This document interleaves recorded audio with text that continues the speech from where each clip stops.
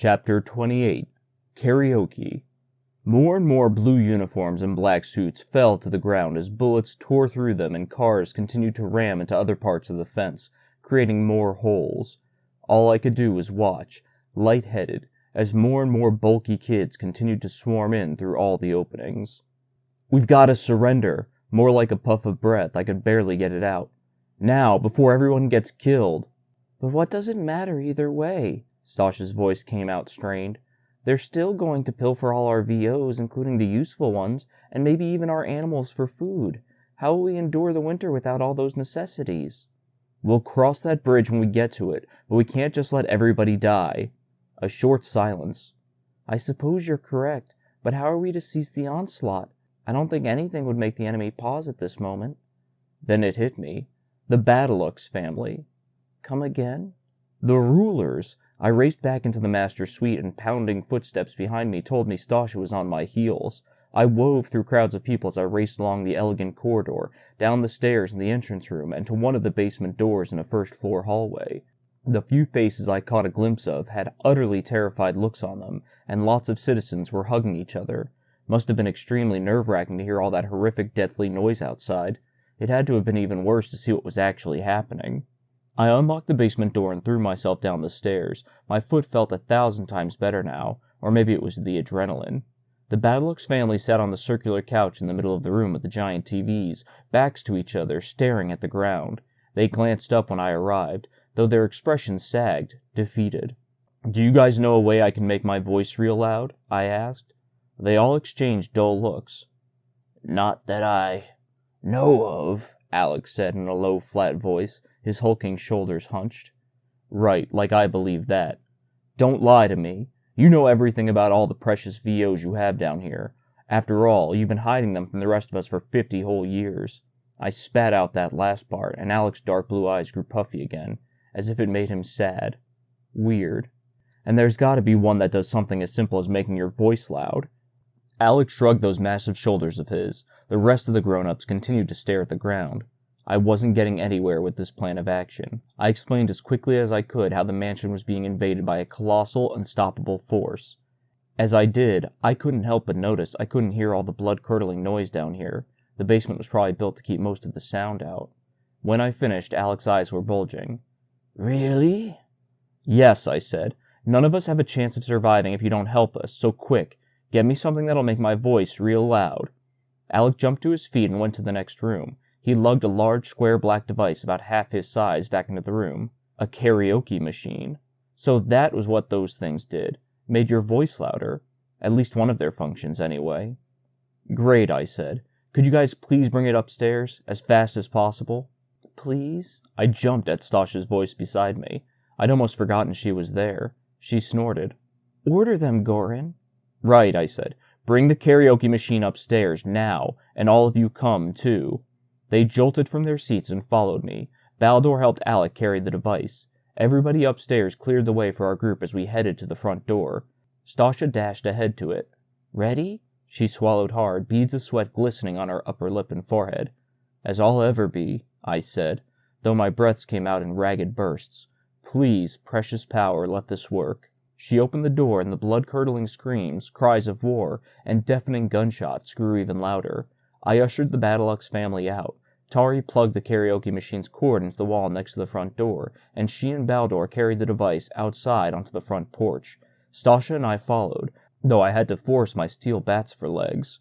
I couldn't keep the thought that I was stepping to my death out of my head. On the porch, Terry thrust a microphone, a wire connected it to the karaoke machine, into my hand. "Talk into the puffy end," she said. Her voice trembled too. I raised the microphone to my mouth.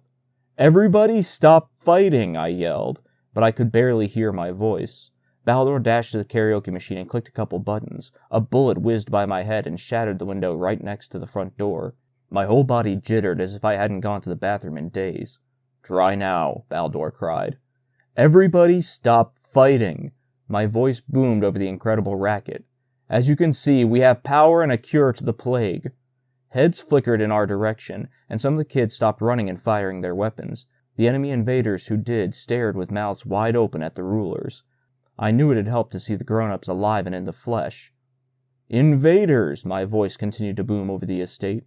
"If you stop fighting, we can show you how we got both of those things, and then you can have them for yourselves. Anything to halt the bloodshed, at least for now. Maybe after we'd showed them how we'd obtained those things, they'd let Middleton citizens live out of gratitude." More and more people looked toward the front stoop, and within a short moment everybody finally stopped. Total silence settled over the property. Murmurs broke out among the massive kids, and then the crowd parted in the middle straight ahead of me. My legs continued to shake so hard I wouldn't be surprised if everybody on the lawn could feel the vibrations. Pulled by 2 black horses, what was called a limo back in the old world, a real long white one, entered the gap in the gate and rolled towards us. A kid in a suit sat on a cushioned, comfortable-looking chair that had been attached to the hood of the car. He guided the horses that pulled the vehicle, not bothering to bring it along the driveway, just straight along the ruptured earth. Sickening crunches met my ears as the limo rolled over dead bodies, and I cringed. The priceless vehicle stopped in front of the porch, the sun glistening off its white metal. The first set of side doors behind the passenger and driver's side doors opened, and 3 kids in white suits about our age stepped out, 1 girl and 2 boys. Then the other side doors behind those opened, and 3 boys dressed in old-world sports uniforms and pads, like the rest of the enemy warriors, stepped out. They clutched pistols, bodyguards maybe, and flanked the kids in suits, who stepped up to the bottom of the stoop. "Hello," one of the suited boys said. He was tall and thin, his face expressionless. "Each of us is a representative of one of the nearby towns of Peapack, Flemington, and Chester. We're also the generals of this invasion." Even as he spoke, he couldn't keep his gaze off the adults, his face as white as chicken eggs. No doubt quite a shock. Hard to forget the first time I saw them in the flesh, too. I lowered the microphone. "It's a pleasure to meet you." My voice sounded so tiny compared to when I held the microphone up to my mouth. "I endorse your proposition," said the boy, "having both power and a cure to the plague." He blinked a few times real quick, then rubbed his eyes, as if he still couldn't believe fully grown humans stood in front of him. Those are truly amazing accomplishments. Accomplishments our towns would certainly love to achieve ourselves. After all, none of our rulers knew for sure if either was possible. Doubtful, considering Middleton scouts had discovered the neighboring towns were a lot like Middleton. Wait a minute. That meant... Of course, the boy continued. Don't think that just because you'll soon be telling our leaders how you accomplished both of those things, that Middleton will be left totally off the hook. We'll stop fighting as we agreed, but we still want all your VOs too. He cracked a malicious grin. This invasion is turning out to be much more successful than we ever could have imagined. Oh, I beg to disagree. I couldn't keep my lips from forming a smile of their own. I had them now. The boy wrinkled his forehead as he cocked his head slightly. Why is that? Well, I doubt your rulers have discovered a cure to the plague, but there's one thing I can pretty much guarantee. They have power. The boy stuck up his nose at me. Don't be ridiculous. If they did, then they would have told the rest of us, at least the citizens of my hometown, Peapack. Plus, they would have found a way for us to use and enjoy power too. Now please come with me so you can explain to our leaders how you obtained it and a cure to the plague, and kindly have your warriors step aside so we can start ransacking. They're lying to you, I said. The boy's lips tightened. What's that? Your leaders. They're lying to you. He took a step forward. Want to take that back? A couple of the armed servants shifted on their feet and fiddled with their guns, undoubtedly getting ready to take action if ordered to. I put my hands flat out in front of me. I don't mean to offend you, really, but the rulers of all your towns are liars, and I can prove it. What are you talking about? Peapack boy narrowed his eyes at me, but the rest of his facial features softened, looked like he was a bit curious. All of us, the citizens of Middleton, I said, were told growing up that our rulers sent scouts to spy on your towns from time to time, and they learned that your towns functioned a lot like ours. You know, that you have rulers who make you collect VOs and then send those VOs to them, so they can preserve them and try to rediscover power and a cure. Am I right about all this?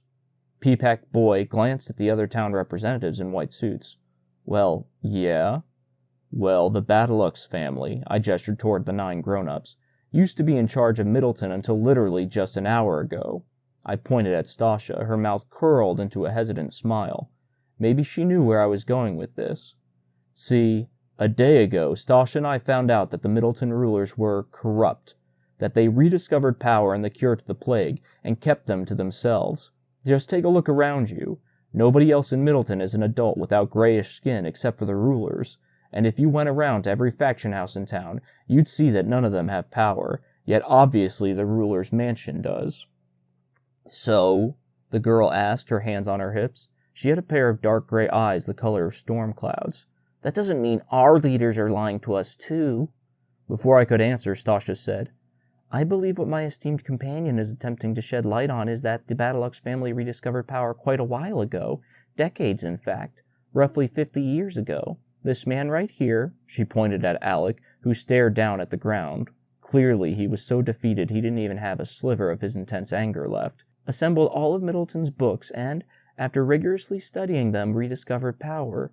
Surely if your leaders had done the same in their respective towns, then they would have rediscovered power a long time ago as well. The 3 town representatives shot each other looks again, their brows knitted. 50 years is a long time ago, the stormy-eyed girl rubbed her neck. But why would they keep that fact that they rediscovered power a secret from the rest of us? Peapack Boy folded his arms across his chest and rigidly eyed me. Same reason the Battlelux family did, I said, so they could keep all the fanciest VOs to themselves and play with them all to their heart's content like the selfish pieces of horse crap they are. The Peapack Boy tilted his head. I guess that does make sense. I'm telling you, I said. The proof is all right here. Your leaders are lying to you, have been for a long time, at least when it came to power. They wouldn't have had the cure since the old world government built a lab in Middleton to concoct that, but no need to mention that now. Silence fell over the mansion property. The representatives' faces grew a few shades paler. Yes, it was sinking in. So you see, Stasha said, defeating us and pilfering our VOs doesn't serve you much of a purpose, and neither does Goran expounding how Middleton's rulers rediscovered power and a cure, as your rulers have already assuredly achieved those things. In reality, you ought to invade each of your own town's leaders' estates instead, and demand that they share all they've stolen from you. You deserve it after all these years, nay, generations of filthy deceit. She scowled, the meanest scowl I'd ever seen on her face, and I had to hold back a smile despite how sickeningly true her statement was. It was priceless seeing her so passionate about what she said. That's true, I said, and we can help. We'll lend you some of our warriors for the invasion if you want. Alec Battlelux stepped forward, his hands locked together at his waist. I hope you don't mind if I intervene for a moment. He looked at Peapack Boy, who nodded. He gestured a beefy arm at Stasha and me. I admit these 2 fine young people are telling the truth about the whole Middleton ordeal. I couldn't hold back a tiny gasp. Alec was coming clean? And I admit it's the case with the leaders of your towns as well. Alec said in a low voice, his hulking shoulders hunched. Was he ashamed, or maybe sad? Based on our scouts' extensive research, that is. However, should you decide to storm your rulers and reclaim power, VOs, and whatever else is your wish, I hope you will be somewhat gentle with the leaders after you've felled them. After all, they only did the wise thing. Stasha and I exchanged confused looks. Nothing could be smart about selfishly deceiving so many people. Ultimately, it is the intelligent person who recognizes the importance of gaining more knowledge and intellect, so that they may be successful and respected by their fellow man. As I learned a long time ago, it is the only way to get ahead in life. Well, I agree with the part about the importance of intellectual growth, I said, but not at the expense of inhibiting other people's search for that. Alex's eyes grew puffy again. He rubbed them with his thick fingers. I admit that had bothered me as the years passed. The fact I was inhibiting everyone else's intellectual growth in Middleton. But I honestly felt I was doing the right thing. And I believe the rest of the town's rulers, at least some of them, do too. A long silence followed. The 3 town representatives exchanged looks. In light of Alec's speech, Peapack Boy said, and everything else we've just learned, I hope you don't mind if we talk it out. Not at all, Stasha said, as I said, go ahead. The 3 representatives huddled together with their bodyguards surrounding them. The guards faced outwards, holding their guns with both hands at their chests. Murmurs came from the huddle. Come on, finish already. Another second and my heart would burst through my chest. At last the huddle broke. Peapack Boy looked at me and Stasha, his expression serious. We've all agreed that you are right about our leaders. Is it okay if we stay in your factions tonight before we head out to attack them tomorrow? Every muscle in my body relaxed, my feet sagging into the porch. Tears gathered in the corners of my eyes. We'd done it. We'd actually done it. We'll do more than that. I raised the microphone to my mouth. Attention, Middleton citizens. We have guests today and tonight. Please escort the warriors of Peapack, Flemington, and Chester to faction houses to spend the night. Tomorrow you will help them defeat the corrupt leaders of their own towns. Cheers roared and spread throughout the property as Stasha and I shook each one of the representatives' hands.